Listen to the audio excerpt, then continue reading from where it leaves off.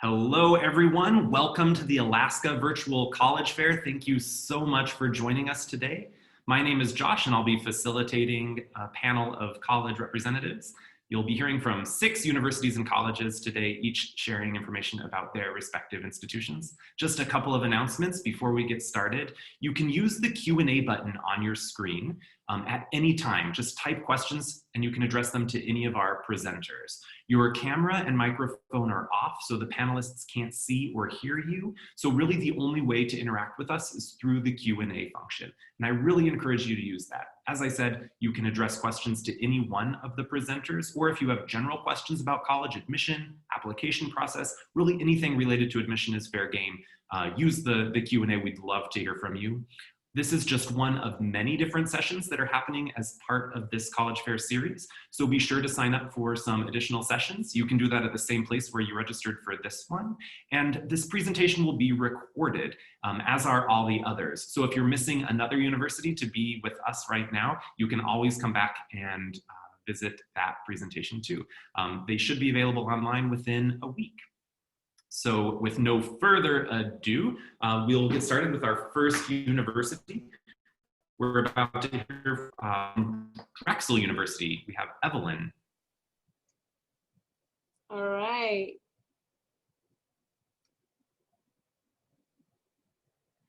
Good afternoon, everyone. I'm just going to share my screen here.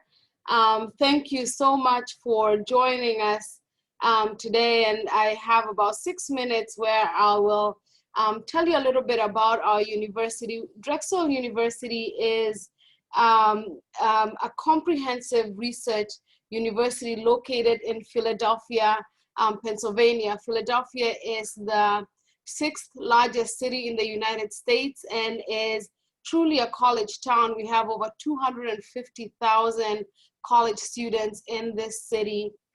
And, you know, one of the things that we love about Drexel is that even though we consider it a large private research university, our students truly enjoy a personalized and individualized academic experience. We have 15,000 undergraduate students here on our campus. We have 9,000 graduate students. So total, we have just under 25,000 students who study here at Drexel, and they come from 46 different states. We have students from Alaska and Hawaii, and we're still trying to get some students from South and North Dakota, but we also have students from over 126 countries. So the diversity on our campus is something we are extremely proud of, because we were founded on the tenets that education should be accessible and open to all citizens who are seeking it. AJ Drexel, who's our founder,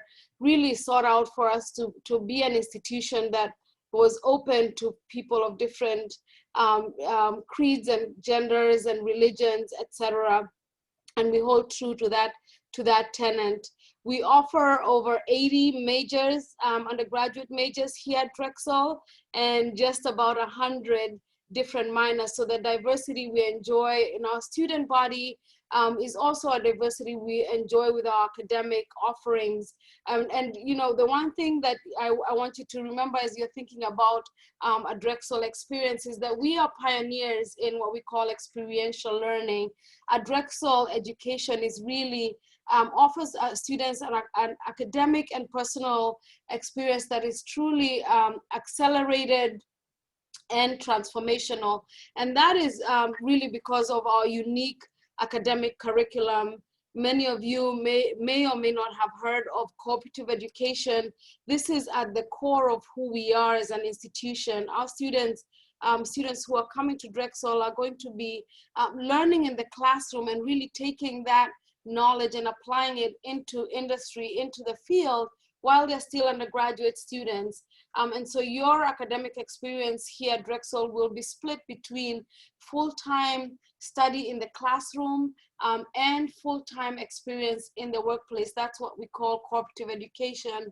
And for our students who are thinking about really engaging in experiential learning, these cooperative education periods are 6 months long, where you are truly working full-time, you're not going to classes, you're applying the knowledge that you've built in the classroom into a profession, into a career, and working full-time.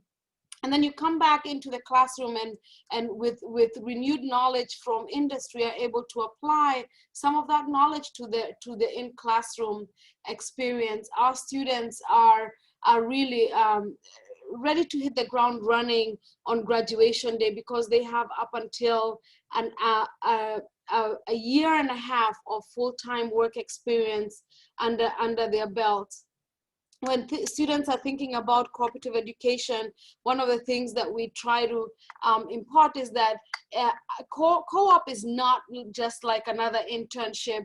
Other than the fact that it's full-time, our students are really contributing directly into the organizations that they're working with. So you are learning how to interview, you're connecting with peers, connecting with professionals and networking, learning how to present yourself and present your findings if you're as you're presenting to in that professional setting.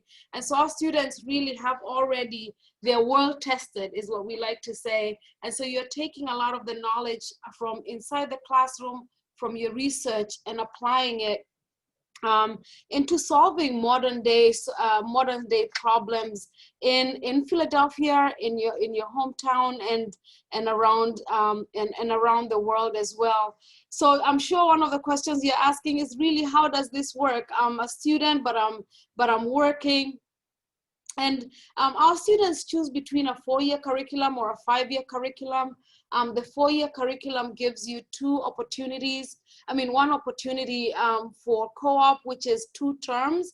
That's a 6-month co-op opportunity. And then the 5-year curriculum really gives you those 3 co-op opportunities. Those are the students who graduate with a year and a half of professional experience, unparalleled professional experience that your peers will not necessarily have, even as they're going into internships and so forth.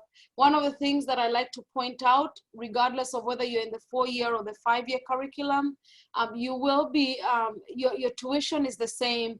Obviously, you're spreading the way that you kind of are paying that tuition, because when you're on co-op, you're not going to be paying tuition. Majority of our co-op opportunities are paid, which means that you are going to be earning a salary while you're on co-op, and average earning is about $18,000 per co-op.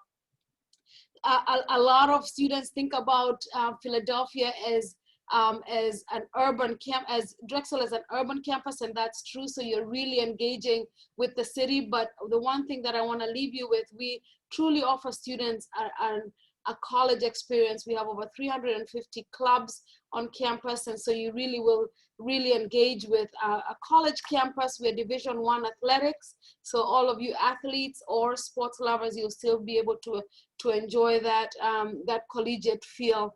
A lot more to share with you, but I'll kick it off to my colleagues, who will also share about their campus, and happy to answer any questions you may have about our admissions process. Thank you all. Thank you so much, Evelyn. Up next from Rice University is Kathleen.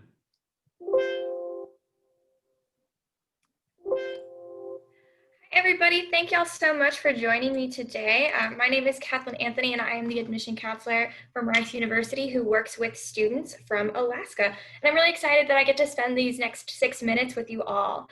So today we're going to cover a variety of different topics really quickly. We'll talk a little bit about academics and research, residential colleges and student life. We'll talk about Houston and the many opportunities surrounding our campus, a little bit about financial aid and affordability, and then we'll finish up with some outcomes.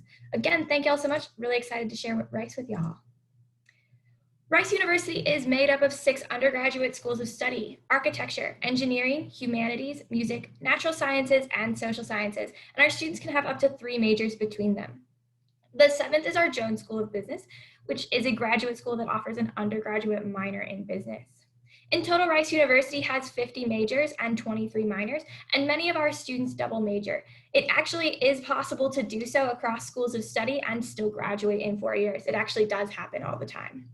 We also offer pre-professional advising tracks that can be paired with almost any major. So if you're interested in law school, med school, business school, a secondary teaching certificate, you can pursue that alongside your major. The Shepherd School of Music is consistently ranked among the top 5 in the nation, and we're home to the #1 programs for architecture, kinesiology, physical therapy, and sports management, according to Niche. Flexible distribution requirements are a happy medium between no requirements and a core curriculum, ensuring you can dive into your major your first year. You take 3 courses in the humanities, 3 in the social sciences, 3 in the natural or applied sciences, and 1 writing and communications course. What you take and when you take them is entirely up to you, giving you both breadth and depth to your education. Rice is a top-tier research university, which means that we are constantly producing new knowledge. We have over 45 research centers and institutes on our campus where students can get involved with hands-on learning in any area of academic study from their very first year. In fact, about 68% of our students will participate in research at some point during their academic career at Rice. The Princeton Review ranks Rice #1 for best quality of life, and our residential colleges are the core of the student life experience here. We have 11 residential colleges, and students are assigned randomly to one the summer before their first year at Rice. You'll be a member of your college for your entire time here. They create really diverse communities, and each college is truly a microcosm of Rice. Each college is run largely by students and has its own budget and student government, and your college will be the source of social events. Anything from parties to intramural sports are typically going to be housed here. But it also offers the academic enrichment of lectures and special courses designed by fellow students. Each college has a team of diversity facilitators who are dedicated to promoting campus unity and respect for diversity. The faculty and staff members who serve as college magisters and as resident associates will guide your personal and intellectual development as well. For 12 years in a row, the Princeton Review has ranked Rice among the top universities in the nation in multiple areas, including a very consistent #1 ranking for lots of race and class interaction. Of course, your residential college is not the only way for you to build community here. Rice is home to more than 280 student clubs and organizations, covering all interests from academic to performing in visual arts to pre-professional to volunteer. If you can think of it, we probably have it on our campus. Our Office of Study Abroad has 150 programs in over 60 countries on all 7 continents, and our students and staff work together to ensure that their time spent abroad is tailored to what they would like to experience while studying internationally. Rice competes in NCAA Division I athletics as part of Conference USA. We have 14 teams, and our students receive free admission to all of the home games. Additionally, we have many offices on our campus that are dedicated to supporting student development, including the Office of Academic Advising, the Office of Multicultural Affairs, Student Success Initiatives, and the Wellbeing and Counseling Centers, just to name a few. Rice University is located just a couple of miles from downtown Houston, which is the 4th largest and the most diverse city in the country. About 6 million people live here, and there's over 145 languages spoken in Houston. We're home to 200+ cultural, performing, and visual arts organizations, and we actually have the 2nd largest theater district in the United States. Houston is also home to NASA's Johnson Space Center. Rice has a great relationship with NASA. We actually donated the land on which the Space Center sits, and JFK delivered his moonshot speech at Rice back in 1962. The Texas Medical Center is the world's largest medical center with 59 institutions, including 21 hospitals and 3 medical schools. It's the 8th largest business district in the country and the largest employer in the state of Texas. Here at Rice, we believe that talent deserves opportunity, and the Rice Investment is an initiative which will make Rice the best choice for more low and middle income families across the country. Students who qualify for this aid will no longer be required to take out loans as part of their need-based financial aid packages. Additionally, Rice meets 100% of demonstrated need for undergraduate admitted students, inclusive of international students, through financial aid, regardless of whether they qualify for the Rice Investment. All admitted students will also be automatically considered for merit scholarships, and merit-based scholarship recipients generally distinguish themselves both scholastically and personally, even within our highly competitive group of admitted students. Year after year, Rice has been named a Best Value and Best Investment in Higher Education by the Princeton Review, Kiplinger, Payscale, and Niche, who ranked us #1 Best Value College in Texas again this year. Our students receive excellent preparation for their futures through our academic programs and experiential learning opportunities. Rice's medical school and law school acceptance rates are both right around 90%, which is well above the national average for both of those schools. The Center for Career Development connects with students from day one. We encourage you to take advantage of professional development as soon as your freshman year. The center provides fantastic opportunities such as resume review, employment exploration, job fairs, and mock interviews. As y'all can see, we had 350 different employers come to campus last year, specifically to recruit Rice talent. And they really do work with you to make sure that you're getting where you want to go after you graduate Rice. It's never too early to start preparing for your future career. So thank y'all so much for spending this 6 minutes with me. I really look forward to answering your questions and getting to know y'all better. Thank you so much, Kathleen. Up next is Derek from Lehigh University.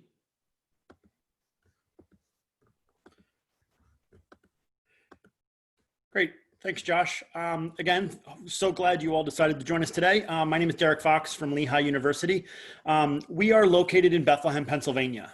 As you can see on the map, we're about 90 miles from New York City, about 90 minutes from Philadelphia. So, you know, about an hour and a half or so north of Drexel, who you heard from already. That is our main campus. We're located in a suburban type area. We also, as you can see, have a campus on the West Coast as well. That is our Lehigh at NASDAQ Center, which is located right outside of San Francisco, California. So if you have an interest and it piques your interest in entrepreneurship, the idea that the whole Silicon Valley area has going for it, you'll have plenty of opportunities to stay connected, not only on the East Coast on campus, but also through our regional office out in San Francisco as well. You can see some of the pictures here of our campus. Again, it's a suburban campus. You're not in the middle of a city with a bunch of high rises, but you're also not in the middle of nowhere. It's kind of that happy medium as you're dealing with things on campus. And here is just kind of an aerial shot of our campus as well. Obviously, we picked the fall when you have all the different colored leaves to make it look nice and appealing for yourself. As far as our undergraduate population, you can see we have just over 5,000 full-time undergrads on campus, 70 countries represented on our campus in our undergrads, 49 states. So similar to Drexel, I think we're waiting for South Dakota to round out that 50, but we do have students from Alaska every year. The biggest thing that I want to say is our undergraduate student body, we really try to make it a microcosm of society. We continue to intentionally create a diverse community on our campus, which really fosters and ensures that each one of us has what we need to succeed. I truly say that you have every opportunity to be your true, authentic self on our campus in Bethlehem, Pennsylvania. You see about a quarter of our student population are from underrepresented areas, 16% first generation. So again, we really want to attract the best and the brightest to come join us on campus. As far as academic programs, you can see over 100 different academic programs and majors, 9-to-1 student faculty ratio. Again, we are that medium-sized school. We are also a top-tier research-based institution focusing on research at the undergraduate level. We have roughly 24 different interdisciplinary combinations, 3 specifically that I want to mention quickly. It's an integrated degree in business and engineering, an integrated degree in engineering, arts, and sciences, and a computer science and business program. Our computer science and business program is one of the, I think, 2 programs in the country now, which is a duly accredited 4-year degree where you get your degree in 4 years, and it's accredited both by ABET for computer science engineering as well as AACSB for business. You see our majors fall under 4 different undergraduate colleges. Then we also have a College of Education, which is graduate level work, but the College of Arts and Sciences, the College of Business, our College of Engineering and Applied Science, and then our brand new College of Health. If you're curious about the College of Health at all, it is not specifically tied to med school.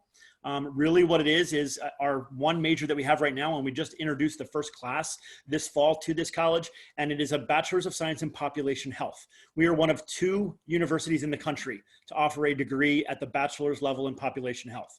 All you have to do is think about the pandemic, and that is what population health is all about. It's really the data science behind everything. You're really looking at the grassroots level of everything, and how do you address things and how do you solve problems so that it never becomes the pandemic that we're dealing with right now. So the timing couldn't have been, unfortunately, any better, but it's a wonderful opportunity for students to take advantage of for sure. We also have a lot of collaboration that happens on campus. We have a 65 Division I club in intramural sports. So again, also Division I, part of the Patriot League. We are in the 3rd largest metropolitan area in Pennsylvania, behind Philadelphia and Pittsburgh. If you include Penn State for football games on the weekends, we actually become the 4th largest metropolitan area after Penn State has a home football game. But again, just a little tidbit. Over 200 clubs and organizations, also a lot of great rankings. We were just ranked the 7th best college campus, friendly college campus for LGBTQ population by College Consensus. And it's a lot of community service opportunities for our campus as well. So again, students are really engaged in this experience on campus. It's a matter of really taking advantage of the academic opportunities, but also taking advantage of the social and cultural ones as well. You can see here, right, some of our fun pictures.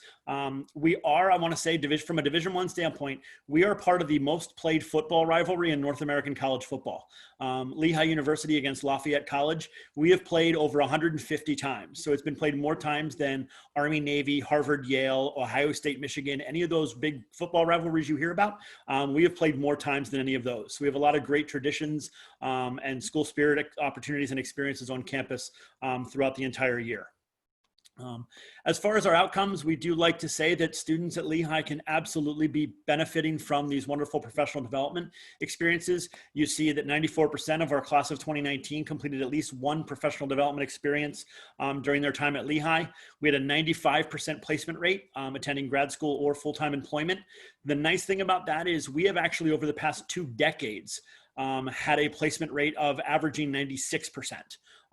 So it's a consistent level of success that our students have had. We have an alumni family of about 85,000 strong that are connected back to our campus in one way, shape, or form. So I'm a firm believer that it's not just what you know, it's also who you know. So taking advantage of those opportunities are there as well. We have a very holistic review process. You can see our application deadlines for those of you who might be seniors. Early decision 1 is November 1st. Early decision 2 is January 1st. Regular decision is also January 1st. Just know that early decision is a binding commitment. Regular decision is if you're looking for options and you want to weigh your options and wait till May 1st, then that's fine. Lastly, financial aid real quick. Over $100 million to be awarded. Average need-based grant aid package is just shy of $48,000, and over 50% of our students receive some sort of financial aid. Again, feel free to ask questions. Thank you for joining us today, and I wish you all nothing but the best. Thank you so much, Derek. And next is Salve Regina. We have Nicholas. Hi, everyone. My name is Nick Albanese with Salve Regina University, located in the Ocean State, Newport, Rhode Island. At Salve, we say that you will learn, lead, and make a difference. So in terms of making a difference, we are founded by the Catholic Sisters of Mercy.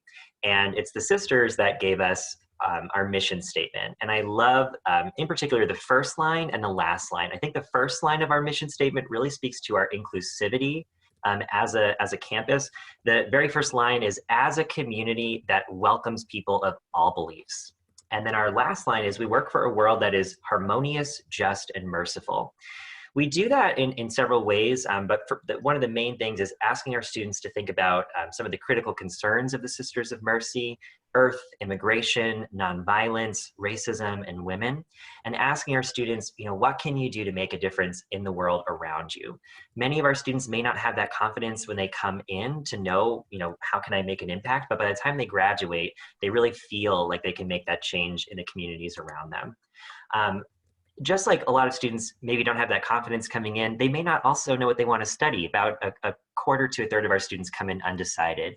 And that's okay. We're a liberal arts university and we have lots of different options, but you don't have to know what you want to study until your second year, with the exception of our direct entry nursing program. So we have about 50 majors. We have some of the more popular ones like business, administration of justice, biology, chemistry, psychology.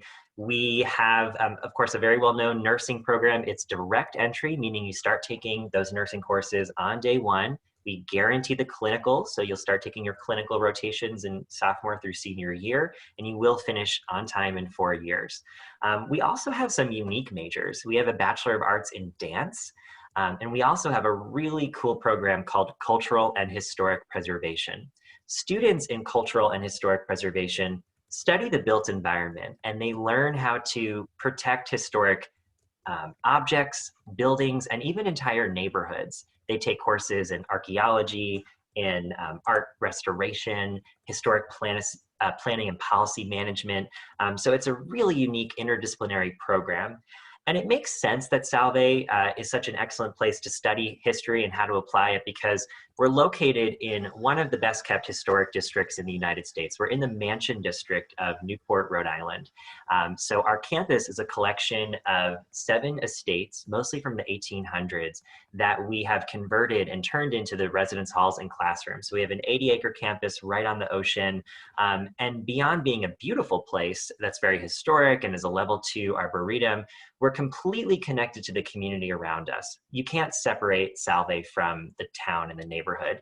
In fact, we're on an island in Rhode Island. So I think that kind of helps everyone feel like they're all in it together. And compared to a lot of smaller colleges in the Northeast, I think our connection with the community around us is a very unique and distinctive thing about Salve Regina.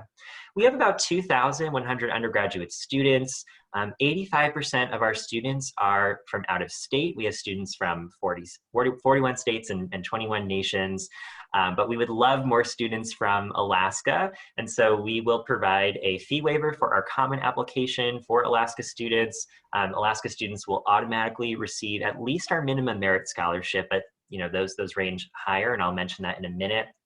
And we also have a flight reimbursement program for admitted students from Alaska to be able to check out the campus and give us a chance. We are located about an hour and a half from Boston, Massachusetts. So there are direct flights from the Seattle area or some of the West Coast cities to Boston. And then we have a local airport about 20 minutes from campus. Students at Salve are very involved. We have 19 Division III varsity sports, very well known for sailing, but also strong competitive sports in lacrosse and ice hockey. We have club sports. For example, we've been national champions 2 times in rugby in the past 10 years. We have over 70 student-led organizations. That's our multicultural student organization at the top right, but popular clubs also include the Female Empowerment Organization and the Democratic Club. We bring in speakers from all over the world through our Pell Center for International Relations and Public Policy. And last year we had Dr. Cornel West. We were so pleased to have him on campus. In the past, we've had the Dalai Lama, the Prince of Liechtenstein, so really thought leaders of our generation coming to campus. We always have events and activities going on. We have comedians, hypnotists, mind readers, magicians, small concerts, large concerts, festivals, always going on throughout the year, in addition to all the things you can do in the city of Newport, which is just a 15-minute walk from the campus.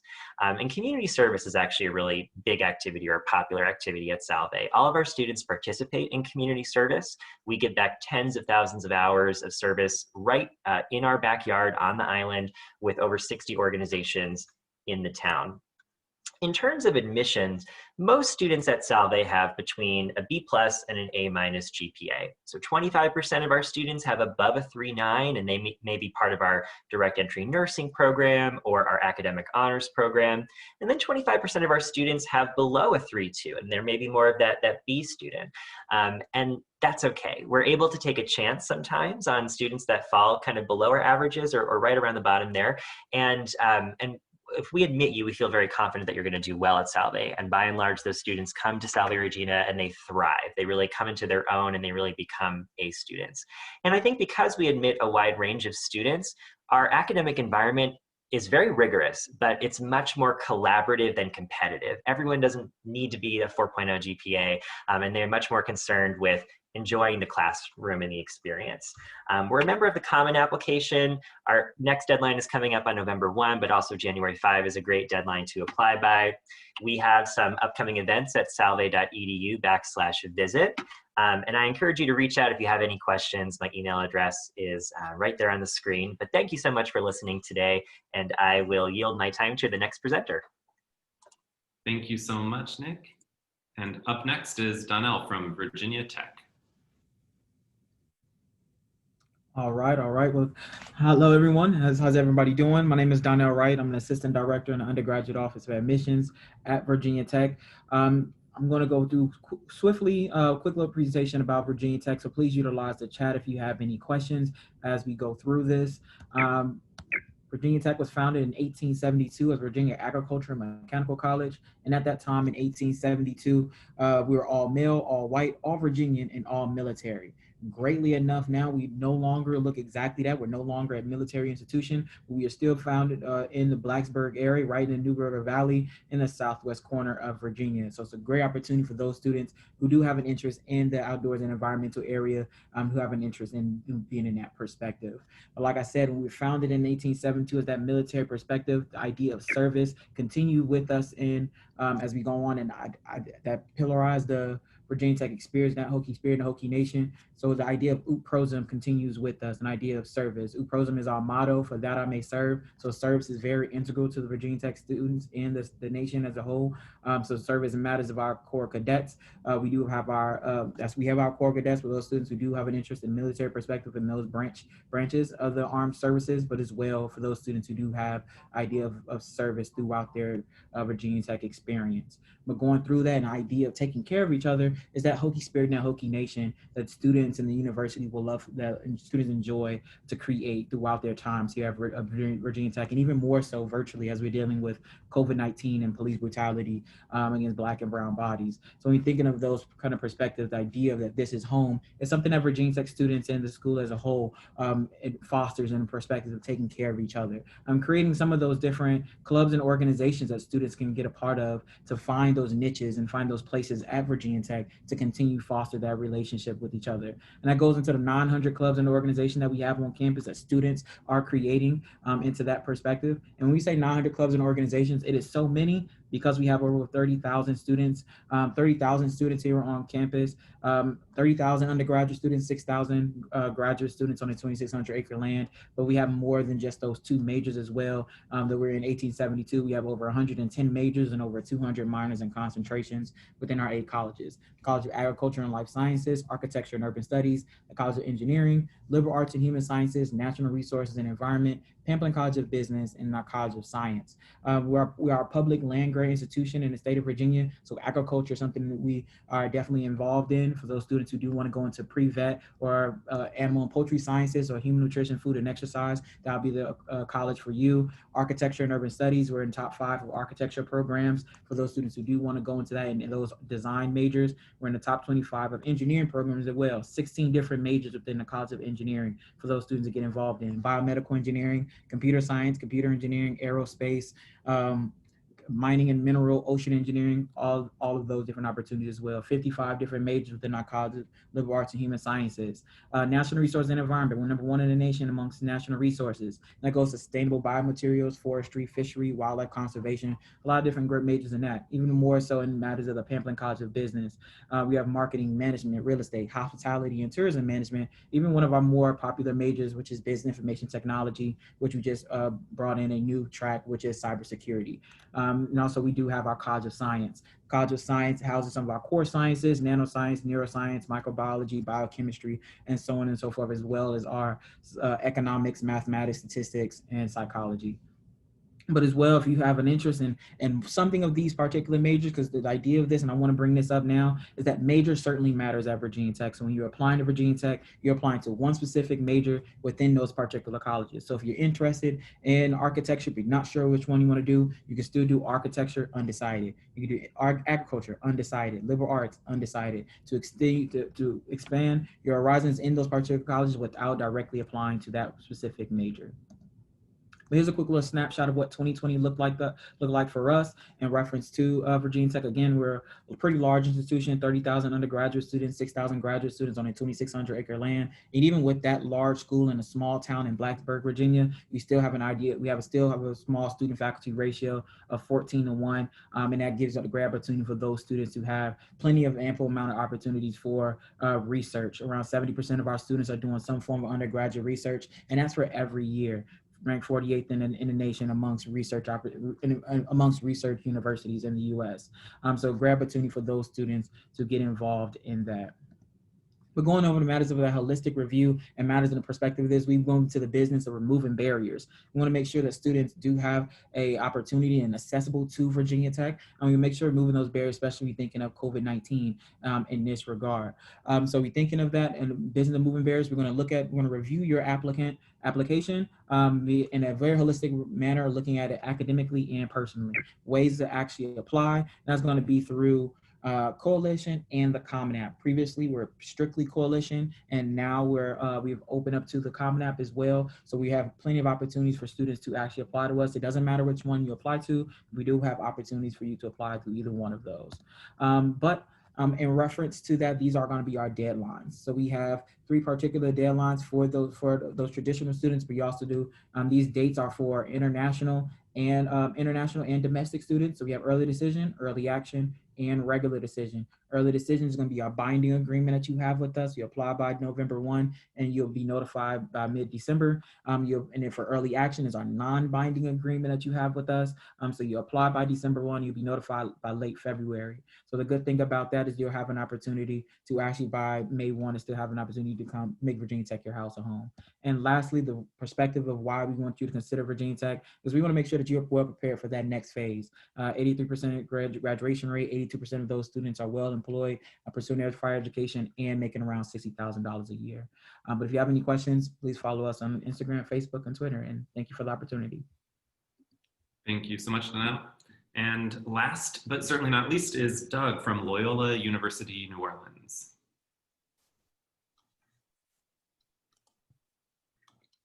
Hi, folks. Thank you for having me. I'm Doug Umberger, Associate Director of Admissions at Loyola New Orleans. I'm regionally based in Washington, D.C. So I feel slightly more an opportunity to connect with students from Alaska. Last year, we had the opportunity to recruit a very fair number. So pleasure, thank you for having me. I feel like I'm about to win an Academy Award with this time. Please bear with me, I'm gonna probably fly through this. I think for what it's worth, if there are 2 biggest key takeaways before I start to do a deep dive into this presentation, and if there's anything to sort of take away from Loyola New Orleans, this is always my little anecdote and sort of give away to the students and families that I'm working with. The first is diversity. First and foremost, we have 55% of our students are students of color. Last year, our first year class was about 790 students in the freshman class. They were representing about 45 different US states, 36 different countries and territories. So again, I always view that as merely representative of the greater New Orleans metro as a whole. I mean, we are at 24% Hispanic students. So next year, we're well on track to becoming a Hispanic serving institution, which is something we take a lot of great pride in. First female president. So that's a big takeaway in and of itself is the diversity sense, followed very closely by creativity. It doesn't matter what major, minor program you're in, computer science, marine biology, criminology and justice, every single student at Loyola University, New Orleans, they all dovetail on a very creative outlook, a very musical presence. It's a very artsy fartsy sort of campus vibe and feel that is a palpable energy. You feel that from the second you step foot on the campus. You'll see the girls with blue hair who are strumming a guitar next to a palm tree, but you also get, you know, the jock bros who are building financial portfolios for our music industry students. So it's a very wide array student body. The average class size, certainly on the smaller to medium size, it's about 20 for the average class with the 12-to-1 student to faculty ratio, a tick over 3,000 undergraduate students, but we are directly across the street from Tulane University, is the same little pocket of uptown New Orleans. So it's nice to not be so tethered in the heart of downtown in the French Quarter. You're a little bit farther removed. It's about 20 minutes, but nevertheless, you do feel like you're a part of a very comfortable, collegey little bubble of town. Over 100 different academic majors, minors, and programs, over 100 student organizations, just the same. That bottom little statistic there, or accolade, if you will, with 15 in diversity and inclusion was actually bumped up to number 7 from the Princeton Review, which is something we take a lot of pride in. Just a few little quick shots of uptown New Orleans in particular. There's so much history there. I can literally talk for days about this, but it's just quintessentially Southern. You get, you know, the lush forest with the Gothic architecture. You got that streetcar, that historic trolley system. It's just New Orleans and San Francisco is the only 2 cities left with that streetcar, and Audubon Park, if you are familiar, is directly across the street from our campus. So a wonderful place for our students to go, disconnect, or take class just the same. We're right on the hug of the Mississippi River.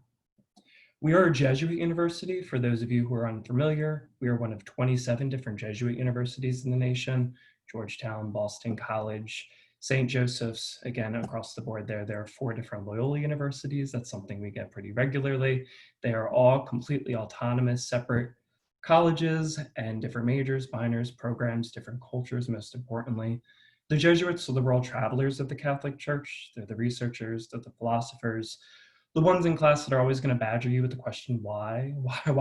So always digging it a step further, but you start to see the pillars of the Jesuit community: studying abroad, social justice, community service, D1, athletics, just the same, are usually some of those common overlaps for the Jesuit schools. But a big takeaway for us is that you will find every creed, background, orientation, belief under the sun on our campus. Only about 30% of our students actually consider themselves Catholic.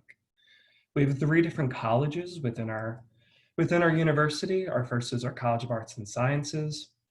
I'm not going to go through all of them. You sort of got a snapshot into some of our more popular programs. Again, pretty much rooted in the natural and applied sciences, the humanities, and then the social sciences just the same. Some really cool facilities on that side of the equation.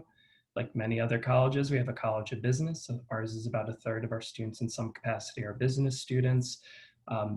Some of the big takeaways: you have a required internship. There's that 4+1 MBA.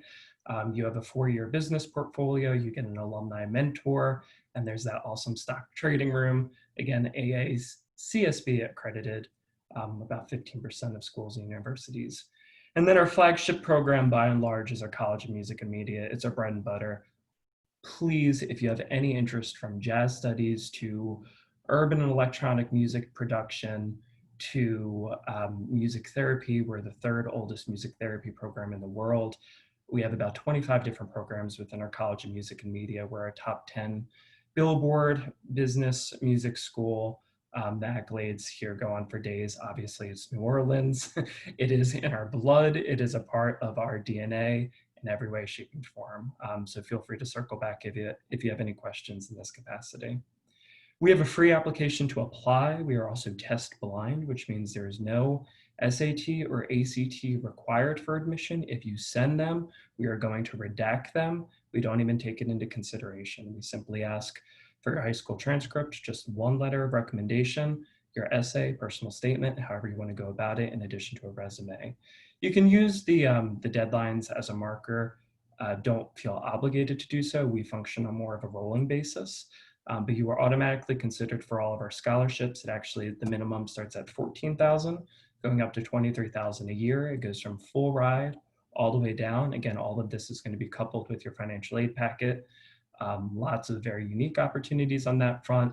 I see the ticker for the final 20 seconds. I'm getting out of here. My name's Doug Umberger. There's my information. Please book a call with me. I prefer to just shoot the breeze over the phone. We take a lot of pride having that individual approach, but if you have any questions about Loyola New Orleans, let me know. Thank you all. Take care. Thank you so much, Doug. And that brings us to the end of our presentations. We have just a couple of minutes. If there are any last minute questions, you can type those questions now. Otherwise, we'll just be ending. Thank you so much for joining us. Thank you so much to all of you who have attended. Thank you especially to the presenters. We really appreciated your presentations about your universities. When you close your window, there will be a link to a very quick 4-question survey. We really appreciate any feedback that you can provide. Also, this was just one of many sessions being hosted as part of this College Fair series, so be sure to sign up for some additional sessions. And in about a week, you'll be able to find this session's recording as well as the recordings of all of the other university presentations. So thank you so very much and have a great day.